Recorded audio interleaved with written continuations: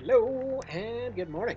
So, I was recently asked to show off some nifty little tricks that you can do in 3rd Gen AC, uh, and yeah, figured I'd go ahead and do so. So, first of all, the very first one that came up is actually one that was very useful during the starter AC run here. It's one that quite a few people are familiar with, especially on the speed running side of things. But this would be the feathering trick. So here's the long and short of it. You essentially can go ahead and wait here since this is the starter AC. But you get your energy back, you turn on your OB, and essentially you just kind of tap on the boost button to get all the way across. For comparison, here's what would happen if I just OB'd normally.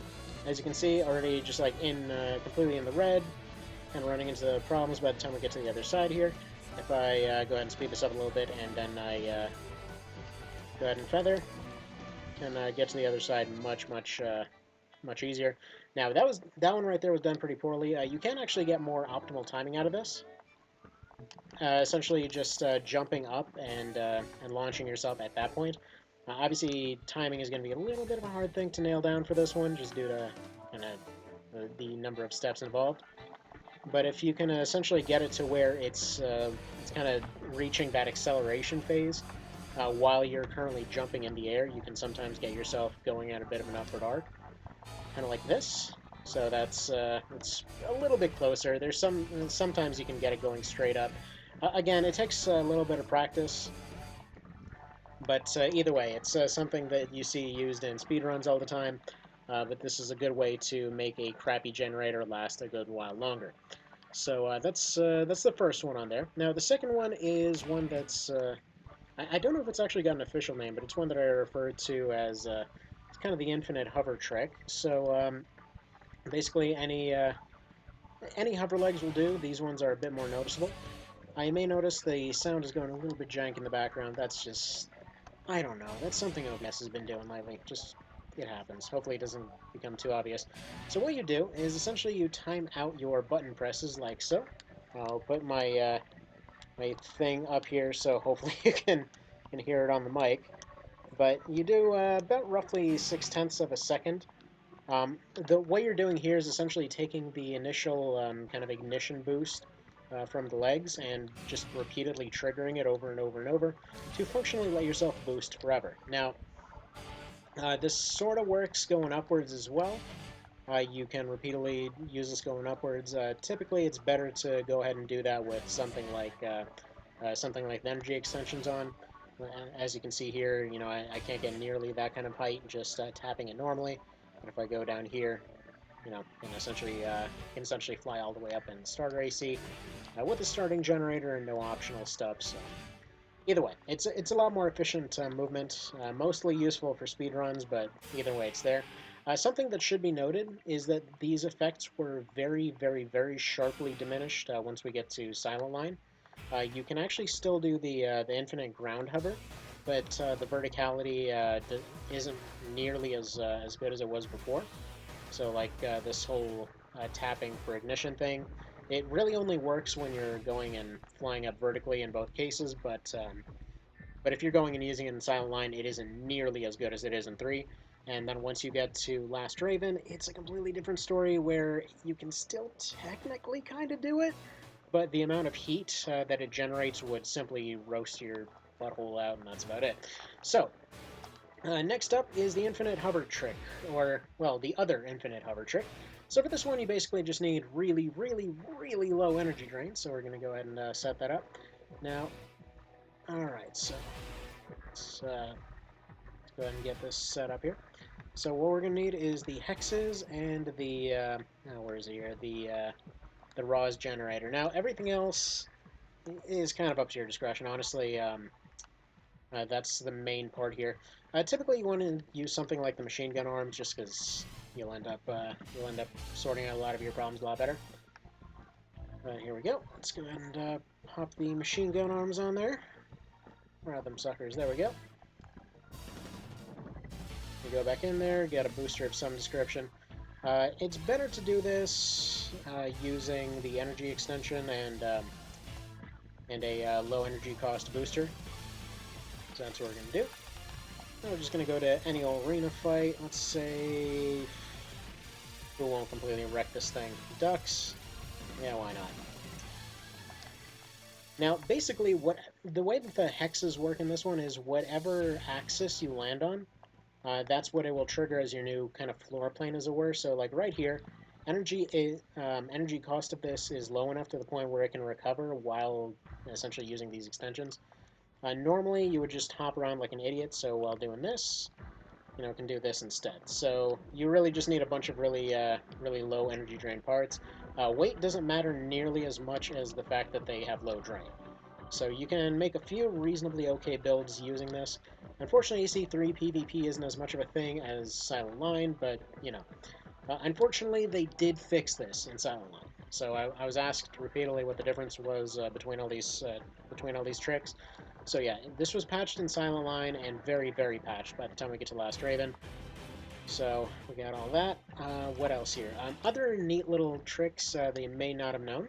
So for those that didn't know, you can actually do a little bit of a trick with the empty training exercise here. I'm just going to go ahead and have these on the whole time, because why the hell not? But anyway, so if you didn't know, as long as you dodge the rest of the missiles coming your way, you can actually get these MTs. Basically, this applies anywhere in the game, but it's only really useful here. But you can get these MTs to take themselves out. Basically, their missiles will always just go directly towards you. So yeah, there's that. Oh, also, by the way, if you weren't aware, if you want to do the feathering trick, these will automatically feather for you, if that's your sort of thing. But now, these guys will spread out a little bit. You can usually get them down to about 3 before you start taking this thing seriously. Honestly, it's really just one of those more you want to do it because you want to do it kind of things. It's just funny to me that, yeah, if you have them take each other out, then it doesn't count as you attacking them, so you can still S-rank it using this method. It's not, again, like I said, it's more just kind of neat than it is super useful, but it's funny when you can get them to line up just right. So there we go. Just one of those more amusing tricks, as it were. Funny thing is, by the way, I don't have any to show it here, but if you actually shoot a decoy, it does still count as a projectile that you started off, meaning that they will still count it against you as having attacked them if one of your decoys touches them. So that's something else if you're thinking to just drop a decoy right next to it. If they run into it, yes, that still counts as you attacked them because your decoy was coming right at them. How could they? How could you do that to them? So yeah, there's that. Now, got another 10 seconds left. Usually, by the time you get to these last two, it's pretty unlikely you're going to be able to have them take each other out, but it's just there, I suppose. Just going to go ahead and hang out on top of this guy. Exercise went well. We lost 3/5 of our guys, but, they were clearly idiots that just shot each other. Fair game, fair game. So yeah, if you go to the details here, yeah, you can see that there's no deduction for any missing MTs. Okay, there's another cool one right here, in which if you never knew about this one, you can't really pick a different consort, unfortunately. But a lot of people I've noticed don't seem to be aware of the fact that you can actually just, well, take on this early little part of the mission instead of the later one with him. So if you just let him run ahead, he'll go ahead and take this one. But this isn't the actual trick I want to show for this one. In fact, if you're having trouble dealing with all these MTs, you can just go and hide in this freaking hallway. If you go down here, just typically it's better on an emulator. Now, you're not S-ranking it anytime soon, but eventually they will just run in front of this little gap. So you just like run back and forth, and they will eventually just come down here. Let's see if we can. Okay, that looks hilarious. I thought it might leave me stuck in the ceiling there. Yeah, there we go. This works out pretty well. So yeah, if you just run down here, they will eventually just aggro and come down this hallway. It essentially allows you to run out of the way of their shots a fair bit more. A little useful trick when the AI decides to cooperate. But typically, if you're ever having issues with getting to Clazen with a reasonable amount of AP, this would be the way to do it. So, harder, because, yeah, essentially the infinite hover trick is something that ends up helping out a fair bit here. So, if you go right up to the very top here, essentially turn on your infinite hover right among the border, you can actually just use this trick to more or less just cheese out the entire mission. Because yeah, as long as you're completely out of aggro range here, you can well, more or less sit here forever. Let them fight it out down below. It sounds like a whole lot of their problem, not a whole lot of yours. So you can just sit here, wait out those full 5 minutes. Probably just going to go ahead and speed this part up just to show you what I mean.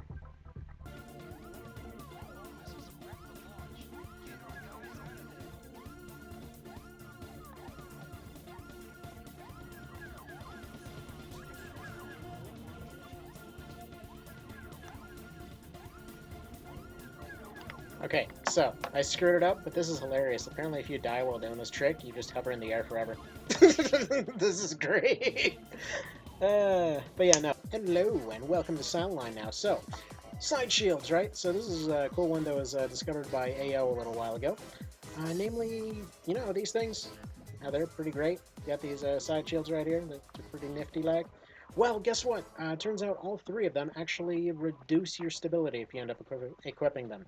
That doesn't apply to shields, like the forward-facing arm shields, but for some reason the side shields actually reduce your stability pretty significantly. They didn't in all later iterations, but just in Silent Line, it seems to be one of those random programming errors. It's one of those things where, you know, who even knows what happened really.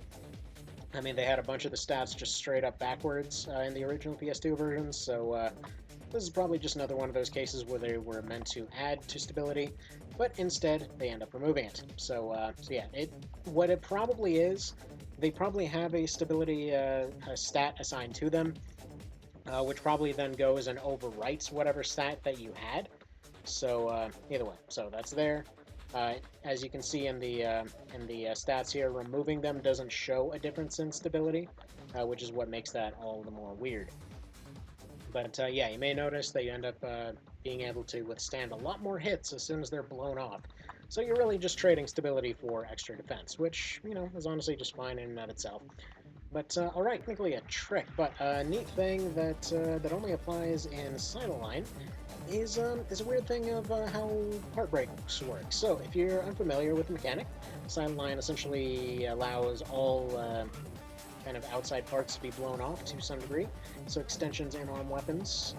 I don't believe any back weapons can be blown off, but I could be wrong on that. But either way, thing is, you'd think it would be the number of shots, the number of damage, whatever else, but apparently it's the projectile type that decides how much damage something does to a part. So like machine guns will do next to nothing, flamethrowers do a pretty okay amount, pistols won't do very much, however, rifles and sniper rifles will break parts like absolutely no one's business. It's typically, I believe, around 4 or 5 shots from pretty much any sniper rifle whatsoever to blow through just about any shield. Rifles are slightly higher than that, I believe like 6 or 7 or so. But either way, they will absolutely chew through any extension shields that anybody has equipped. So there's that. Also, one thing that often goes underappreciated is these napalm rockets. Now you might be thinking, hey, they're rockets, they suck. Here's the thing. No, they don't. Because, yeah, you may be wondering, hey, they weigh so much, what's the deal with that? Look at that ammo count. You have 100 shots of guaranteed overheat as soon as they hit. You've got a ton of potential burnage in this thing. Like, if you equip one of these little back dealies right here, that is 120 shots of pure molten robot goodness right there. It's pretty amazing. They do really, really well. So, yeah, personally, I absolutely love this combo. Even if you're not very good with rockets, quite frankly, the secret is just aim in the general direction of something. Make something run into your rockets rather than trying to aim with them. But yeah, so far I've done 3. I've done SL. I've done the Javelin AI arenas. You know, call it mastery if you will. I just think it's just a matter of running other stuff into your rockets. But any dang ways, so there's that.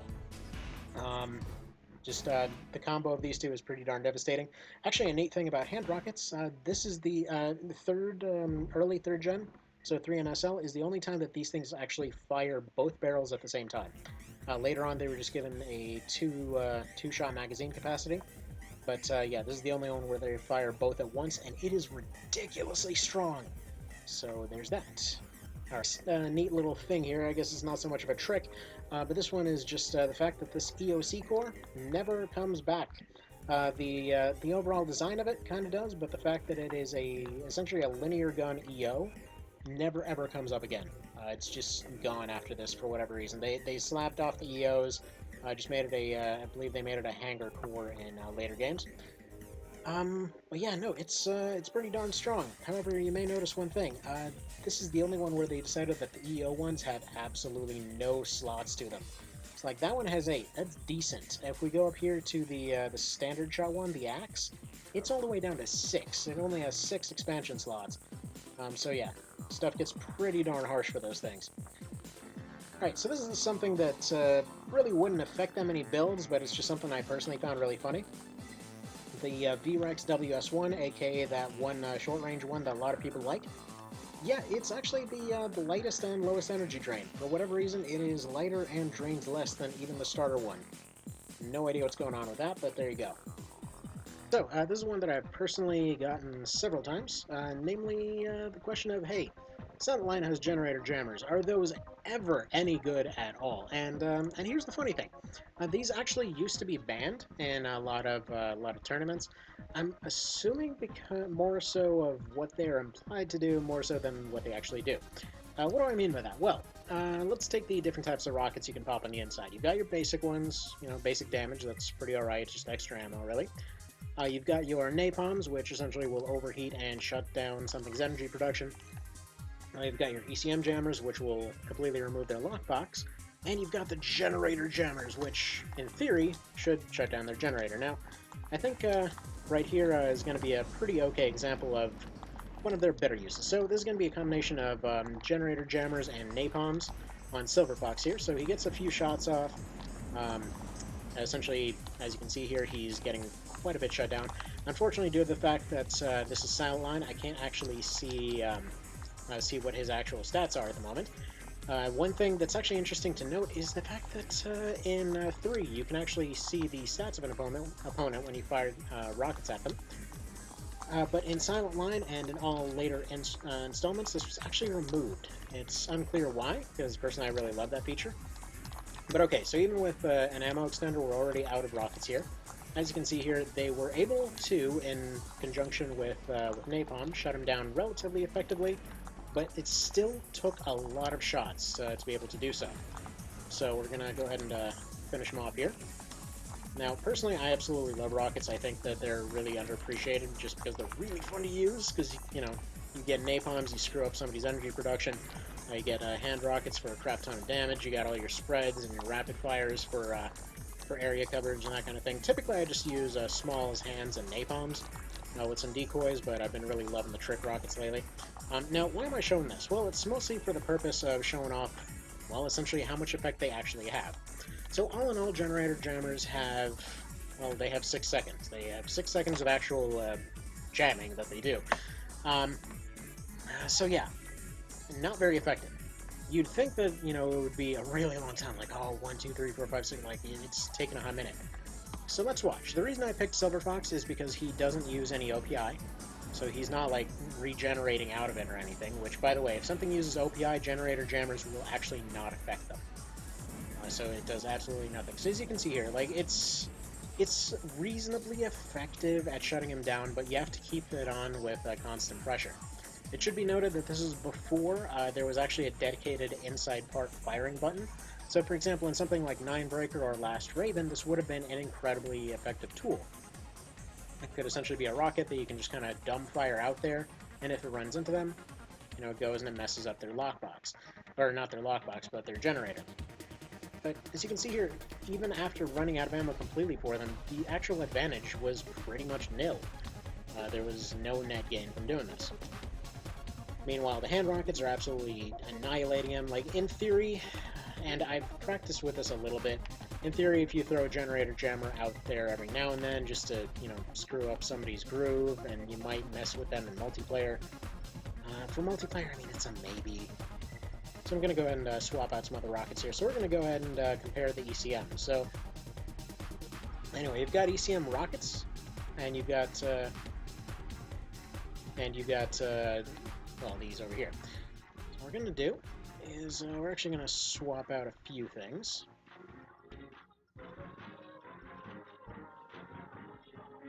Let's go ahead and keep the dual fires on there. I like the spread shots. They're really fun, but they're not terribly effective. So now we'll go back. We'll do the same fight again using ECM jammers. So if we go here, as you can see, a ton more shots. Now, oh wow, sorry, getting a little bit of input lag here. So, the thing with inside rockets that you may or may not know, they actually will switch directions every time that you fire them. So like if you fire on the right, it'll fire on the left next time, that sort of thing. So as you can see right here, ECM rockets very effective for actually shutting this guy down. I can put out napalms at the same time. They have a ton of ammo as well. So I can just basically infinitely choke him, more or less. That sounds really messed up to put it that way, but either way, that's more or less what's going on here. So you can mess up missile locks, you can mess up energy weapons, you can mess up physical weapons, anything, really. Like all you need is just to get one more shot off, and you're good to go. So you can combine this with other rockets a lot easier. Essentially just take a couple alternate shots here. You know, toss another ECM, go and just like chuck these out there. Simple enough. You're actually going and, you know, swapping stuff out. It's good. It's good. It's stuff you can actually combine, and you can keep constant pressure on. You can keep messing with the other guy. You don't have to worry about generator jammers because, as I mentioned earlier, they take a lot of shots to be able to even shut somebody down. If you use them on Little Bear, they take roughly like 4 to 6 shots to completely shut him down.